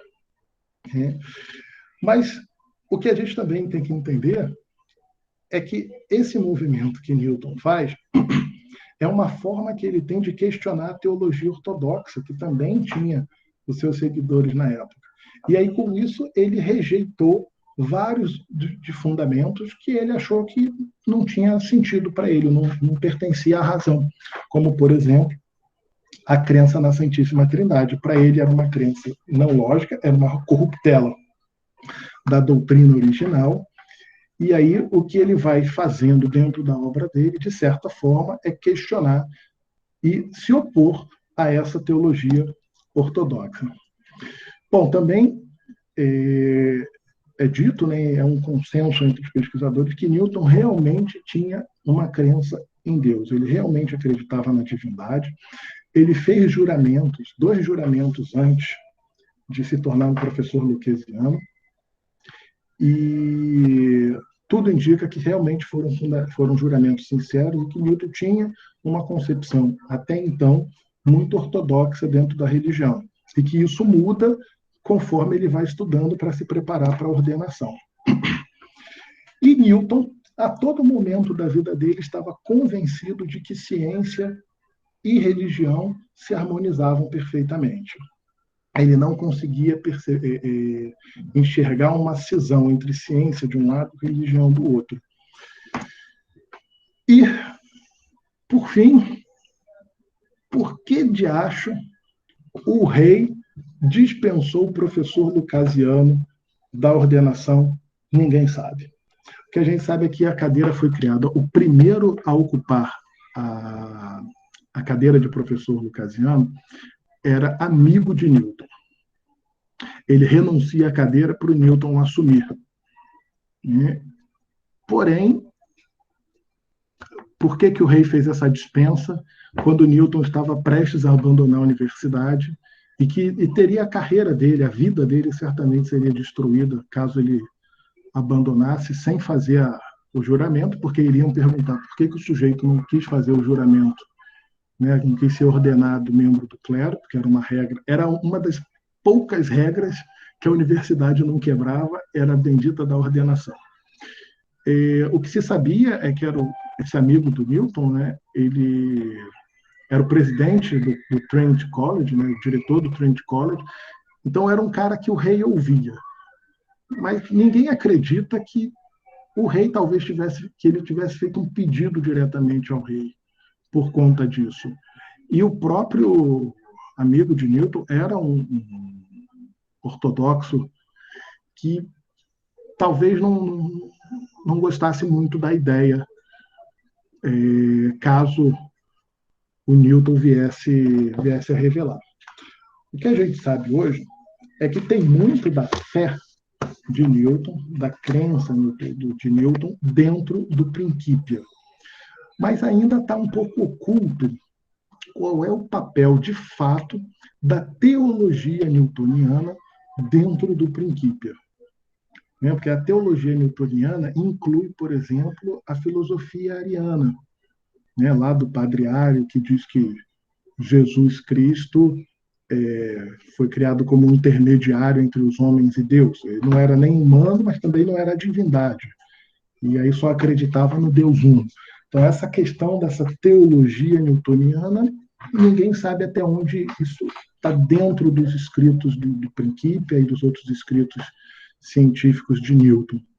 Mas a religião, a crença religiosa dele, certamente permeia um dos principais livros da história da ciência, que é o Principia Mathematica. Bom, eu vou deixar aí as referências para vocês. Depois, se vocês não acharem algum desses artigos, depois eu mando para vocês. Um é o Newton Religious Life and Work, se eu não me engano, é da Newton Foundation. O Isaac Newton, Ciência e Religião, La Unidade de Seu Pensamento. O livro Textos Antecedentes e Comentários, quem foi meu aluno certamente já me viu dando aula com ele. Está em português. Né? Os dois autores que compilaram e organizaram o livro, que é o Bernard Cohen e o Richard Westphal, são os dois grandes estudiosos de Newton. Esse livro aqui tem vários excertos da obra newtoniana, vai desde o princípio, a parte do que ele escreveu sobre matemática, parte do que ele escreve sobre alquimia, que também acaba estando relacionado com a crença no divino, mas eu não quis ir por essa linha de desenvolvimento aqui da narrativa. O Cohen também é um dos caras que traduziu o princípio do latim para o inglês, em 99, né, uma das traduções, né? E esse Certain Philosophical Question, Newton's Trinity Notebook, é aquele caderno de notas do Newton, onde ele, lá em 64, 65, ainda como estudante, começa a colocar algumas questões teológicas. Isso aqui foi liberado em 83, talvez um pouquinho antes, para os pesquisadores terem acesso. Mas as coisas são relativamente recentes, tá, dentro da história da ciência. E, por fim, grato aí pelo interesse de todos vocês pelo tema. Acho que é um tema fascinante. As perguntas que eu não souber responder com propriedade podem me mandar e-mail, porque eu não sou um grande especialista na área, eu só tenho talvez algumas leituras a mais do que alguns de vocês. E eu vou sair aqui da tela cheia para que eu possa vê-los e a gente finalizar aqui com uma conversa. Onde está aqui? Opa. Cheguei, gente. Ufa! Vamos lá, Aline. Tem alguns comentários ali no chat, não sei se você quiser. Agora eu estou vendo aqui, é que eu não sei onde parou, mas vamos lá. Eu acho que está mais lá no final mesmo, quando o Rafael fala lá, né? Aí eu complementei a sua questão respondendo para o Reinaldo sobre a constante gravitacional. O valor ele não determina, né? Exatamente. Tem lista de presença. Tato, tem uma lista de presença aqui, eu vou pedir para a Aline colocar de novo, porque alguns estudantes precisam da contagem aí de horas complementares, né? E os certificados depois são encaminhados por e-mail para quem preencheu o formulário. A palestra depois vai para o canal no YouTube, você já acabou de ver, eu estou tentando ler rápido aqui. José Mauro Figurella, palestra vai ter certificado? Tem sim. Essa é a 10ª palestra, então vai começar a emitir a partir de agora. Excelente apresentação, valeu, Tato. Esse aí é meu irmãozão de graduação e da vida, e professor do Colégio Pedro II. O Fala, Reinaldo Marcão. agora escreve, estou lendo um livro do Nil deGrasse. Eu não mostrei para não interromper, ela estava lendo aqui, sentada te assistindo. Quem estava aí? A bebê? Essa é minha filha, está com 8 meses agora. Deixa eu terminar de ler os comentários aqui, filhão. Eu estou lendo um livro do Nil deGrasse, Tyson e Kepler. Fala que quando você... Eu sou meio sério aqui, gente. Fala que quando você eleva o quadrado do tempo em que o planeta leva para dar valor proporcional ao cubo da distância, sim, aqui são as leis de Kepler. Isso seria uma constante. Olha só, aí eu estou lendo aqui rapidinho, e no final você coloca aqui, isso seria uma constante gravitacional a partir da lei da gravitação universal que o Newton elabora, que inclui a constante gravitacional, é possível derivar as 3 leis do movimento planetário de Kepler, tá? Aí eu estou falando aqui, a Aline já respondeu no chat, ok. Quanto mais me aprofundo na ciência, mais me aproximo de Deus. Legal, cara. Einstein, de certa forma, uma certa relação na concepção, mas de forma reversa. Newton na teologia para a ciência. Einstein da ciência para a teologia. É interessante que agora nessa quarentena, deixa eu ver se eu acho aqui, pera lá.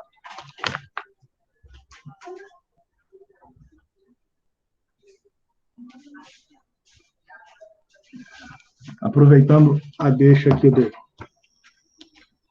do Rafael Vassalo, eu gosto de comprar livro quando o dinheiro permite, tá?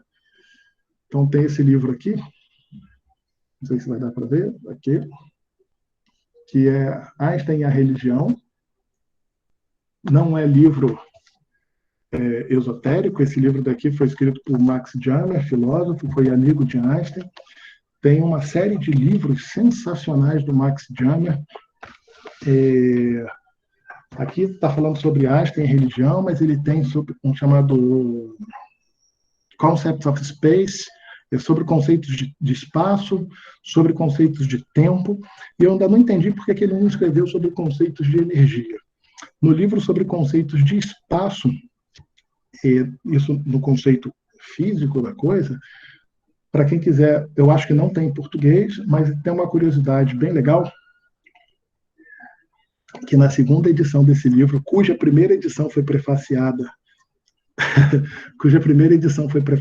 pelo próprio Einstein, ele menciona no final que os conceitos modernos, né, de espaço e dimensionalidade do espaço, ele é fruto hoje de um trabalho de 2 brasileiros, que é o Francisco Caruso e o Roberto Moreira.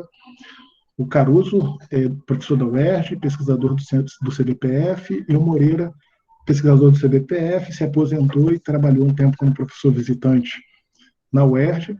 E na 2ª edição do livro do Max Jammer, ele praticamente cita integralmente um artigo sobre conceito de espaço desses 2 pesquisadores brasileiros, ao qual eu tive muita honra de ter sido aluno no curso de História e Filosofia da Física 1 e 2. Um com Caruso e o 2 com Moreira. Há um tempo atrás, que eu não vou falar a data. Fábio Alves. Fábio, cara, meu amigão aí também, obrigado você aí pela presença. Eara estudou comigo também na UERJ, parceirona aqui, bom pensamento. Rafael, entendo que é comum explicar o que vemos e estudamos a partir de nossa concepção do saber. Ser impessoal em relação a Deus pode levar ao entendimento que Einstein levou. Para falar sobre Einstein, é uma palestra à parte, tá, gente? Eu não vou nem fazer os comentários sobre Einstein. Lia Maria, obrigado, Lia. Tá bom? Obrigado, Yara. Obrigado pela presença de vocês. Débora, Débora trabalha com a gente lá no Instituto Federal, né, Débora? Aí você desconhecia essa mística de Newton. Pois é, Débora, hoje o Newton chegou a ser chamado não como o primeiro dos grandes cientistas, mas o último dos grandes magos, por exemplo. O Newton ele escreve muito mais sobre alquimia do que sobre física e matemática, e ainda muito mais sobre teologia. Basicamente, os estudos dele sobre alquimia era para dar base para os estudos teológicos dele. Obrigado, Reinaldo. Eu acabei de lembrar, né? Vocês tinham perguntado sobre o livro dele das profecias. Olha, esse livro das profecias, eu vou dar uma dica para quem quiser ler. Esse livro ele foi publicado após a morte do Newton, pelos herdeiros de Newton. Newton não teve filho, não se casou também. Se eu não me engano, era sobrinhos dele, não sei se sobrinha ou sobrinho, que acabaram publicando um livro, deixa eu pegar aqui, que acaba sendo uns estudos sobre a profecia, mas eu vou pegar o livro direitinho, chamado As Profecias do Apocalipse e o Livro de Daniel, As Raízes do Código da Bíblia. Vou tentar mostrar aqui para vocês. Está aqui no meu celular, não sei se vai focar. Esse livro aqui, gente, eu comprei a versão dele em e-book na loja da Amazon. Se alguém comprar, a Amazon, por favor, me dê a comissão. Eu tinha um cupom de desconto e rolou uma promoção de madrugada, 2, 3 horas da manhã. Quando eu cliquei, esse livro me custou R$2. Então, olha o jabá. Custou dois ou R$3, foi muito barato. É um livro bem difícil de ler, tá bom? Pelo menos para mim, tá, gente? Eu sei que alguns colegas aqui têm estudos bíblicos mais aprofundados e com leitura de anos, mas para mim é um livro bem, bem difícil. E eu ainda não terminei de ler, porque é desencorajador para mim. Mas, basicamente, o Newton ele vai começar a estudar as questões das profecias para tentar definir os tempos bíblicos. Esse é um dos fundamentos das profecias dele. Então, ele vai tentar marcar quanto tempo durou cada coisa. É bem interessante, mas especificamente esse livro não acaba trazendo nenhuma compreensão sobre a filosofia natural propriamente dita, por isso eu excluí. Mas foi um dos poucos livros de Newton que, de fato, livros de teologia, foi o único que, de fato, Newton não, seus herdeiros publicaram. Tá bom?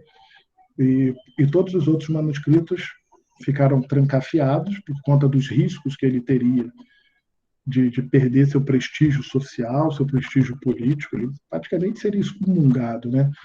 Então, Vassalo, assim, parece, cara, eu não comentei isso aqui porque eu não peguei fontes confiáveis, tá? Mas parece que o Newton foi abandonado pela mãe aos 3 anos de idade porque o padrasto falou que não queria criança, né? Então isso já tem um certo abalo emocional. Depois parece que os avós não davam muita bola para ele, não. Então ele já cresceu,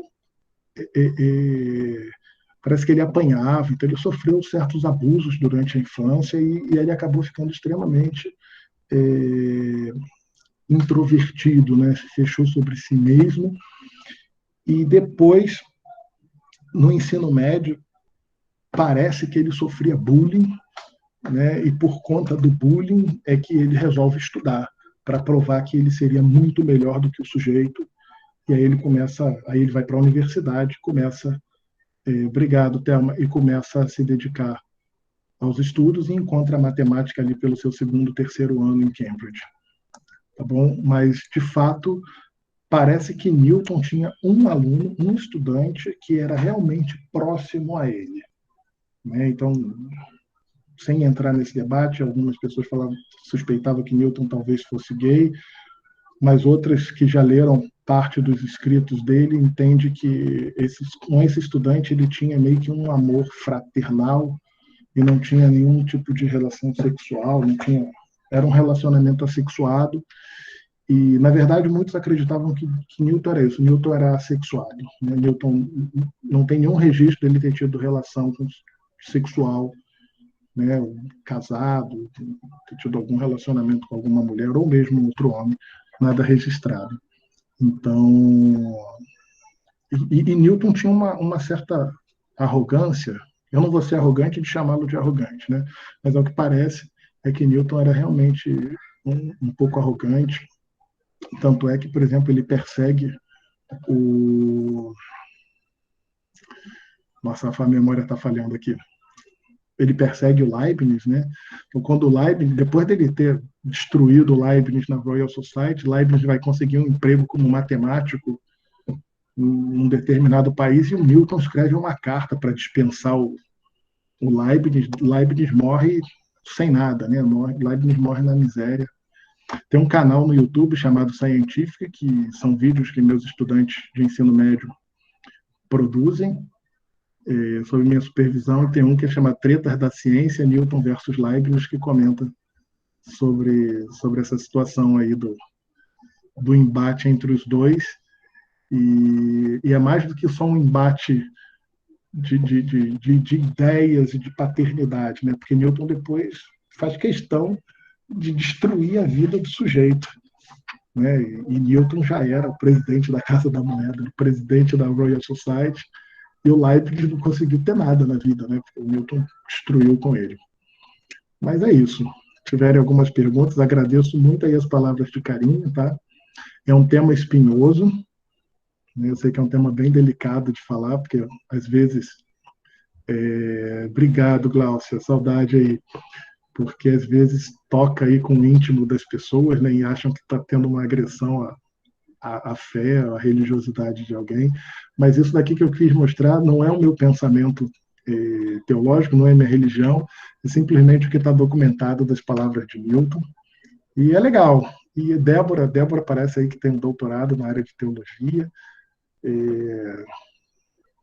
Em breve eu pretendo montar um grupo lá de estudos sobre ciência e teologia, não no sentido místico da coisa, mas justamente porque eu entendo, né, e como deveria ser entendido, que tanto a ciência quanto a religião são produtos do homem, do tempo, né? Então são duas formas de explicar o mundo, né? E não tem isso, e não tem porquê. E na verdade, assim, no senso comum, acredita-se que tem um embate constante entre elas, né? E na verdade, não necessariamente. Newton consegue, do jeito dele, conciliar todo o credo religioso dele dentro do sistema de mundo que ele cria. Essa é a grande conciliação newtoniana.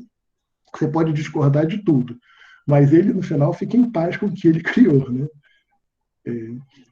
E tem outros trechos que vão falar sobre essa questão de teologia e ciência, mas aí é um tema para um outro momento. É um tema para um outro momento. Por exemplo, o Einstein diz que Deus não joga dados com o universo, isso é uma forma dele impor a crença teológica dele também em cima do desenvolvimento da mecânica quântica, que estava caminhando, estava indo, né, para um rumo não absolutista, como era o de Newton, mas... Boa noite, Vanessa. Mas probabilístico, né? E aí ele não acreditava que poderia ser assim. Mas é isso, pessoal. Se alguém tiver mais alguma pergunta, senão a gente vai ficar aqui a noite toda. Já passou muito de 8h30, mas eu falo um bocado, apesar de ser muito tímido, eu falo um bocado.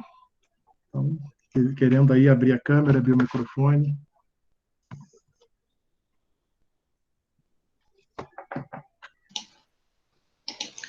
Alguém tem mais alguma pergunta? A gente ainda tem mais um tempinho. Se vocês quiserem, podem fazer a pergunta por áudio, colocar ali no nosso chat.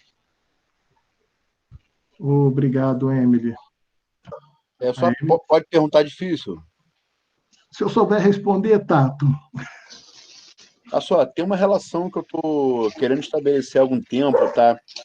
Só que aí, dentre muita coisa que eu acabo estudando ao mesmo tempo, às vezes eu me perco, que seria a relação se Nicholas Sanderson assim, qual o grau de influência de Nicholas Sanderson, que era um cego que chegou a ter contato direto com Newton, parece que Newton deu uma certa atenção a ele.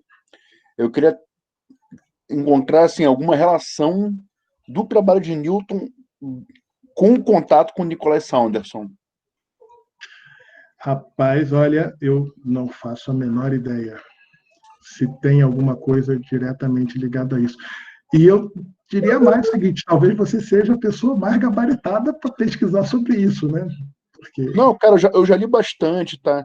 Assim, eu estou cercando o assunto já tem algum tempo, não estou perguntando à toa, não. Eu imagino que não. Para quem não conhece, o professor André Tato é professor do Colégio Pedro II e tem toda uma história aí muito bonita que ele aprendeu, né, a trabalhar e fazer física para deficientes visuais. O orientador de doutorado dele, inclusive, era um físico que perdeu a visão, não é isso, Tato? Então, Sim, isso mesmo, o Éder. Então, o Tato já esteve em Volta Redonda, a convite meu, há muitos anos atrás, para falar sobre física para cegos, né? E fica o convite aí também, Tato, se quiser trazer um tema aí legal para gente, cara, porque eu realmente não sei te responder. Não, desculpa, perguntei porque realmente assim, eu pensei, de repente, de tudo que você leu, e eu sei que você lê isso há muitos anos, que a gente Sim, já é. discutiu isso na época da UERJ, 20 anos atrás, Não fala tempo, meu filho. a gente não leu, mas enfim, o que acontece? Perguntei para ver se de repente em algum momento você tinha esbarrado, porque eu realmente estou cercando o assunto há muito tempo e não Mas achei nada que tenha me satisfeito. é muito difícil conseguir certos documentos de Newton, cara, porque eu não sei qual é o motivo, ainda vou investigar isso, o motivo pelo qual a Universidade de Cambridge não libera os documentos. Vários trechos aqui, até trechos de carta, você pega os livros, aí vem assim, reproduzido com autorização do colégio tal, reproduzido porque eles não autorizam, não liberou, entendeu? Então, eu realmente... Aqui, por exemplo, você pega aqui dos primeiros manuscritos de teologia dele, que eu coloquei ali, né, onde ele nega a trindade. Aí vem aqui, ó, reproduzido mediante autorização da Cambridge University Press e da Jewish National and University Library. Eu não entendi por que travam tanto a coisa, entendeu? Acho que já deveria, já passou tanto tempo e é tão importante para a história da ciência que eu acho que já deveria ter sido tudo digitalizado e tudo liberado. Publica, entendeu? Cobra para acessar, mas libera. Agora, guardar isso a 7 chaves por séculos deixa em aberto uma série de questões, né, que a gente não tem como responder.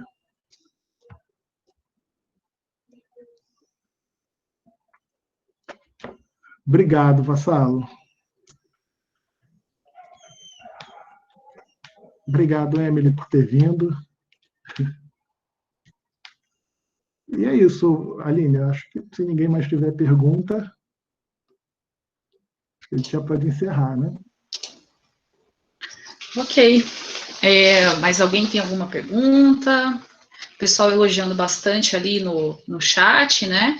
Acho que é um tema bastante interessante, é um tema que, assim, acho que uma palestra é pouquíssimo tempo, né, para a gente tratar desse assunto. Então, gostaria de agradecer, professor Pacheco, pela disponibilidade, nem falar um tema bastante interessante para a gente hoje. Na próxima semana, a gente tem mais uma palestra, né, do nosso Ciência em Casa. O tema vai ser a batalha contra a Covid-19, então, aí a gente vai para um tema mais do nosso contexto, né, de pandemia. A palestrante vai ser a professora, aliás, a doutora Caroline de Souza Almeida, tá? A gente vai divulgar nas nossas redes sociais, no Facebook, no Instagram. Vou mandar também para vocês por e-mail, que agora que vocês se inscreveram para participar dessa palestra, as próximas, o link já vai ser enviado para vocês automaticamente, tá? Na verdade, é o mesmo link para as palestras todas as segundas-feiras, às 19 horas, tá bom? Gostaria de agradecer, então, a presença de todo mundo, e fica o convite para a palestra da próxima semana e para as próximas também, tá? O certificado, agora a gente está na 10ª palestra, então a gente completou esse ciclo de 10 palestras, vamos organizar, né, a participação de todo mundo, e os certificados vão ser enviados por e-mail. tá bom? Qualquer dúvida que vocês tenham, pode me mandar e-mail lá. Enfim, estamos aí à disposição. Se vocês puderem nos dar sugestões também do que vocês querem assistir, né, algum tema, a gente está procurando pessoas que possam falar a respeito desses temas de interesse dos nossos participantes, tá? Então, gostaria de agradecer mais uma vez o professor Pacheco, né, pelo tempo aí, para falar um pouquinho desse tema para a gente, tá? E, enfim, boa noite para todo mundo, a gente se vê aí na próxima semana, tá bom? Obrigada mais uma vez pela presença, e é isso aí. Até mais. Obrigado a todos, pessoal. Até a próxima.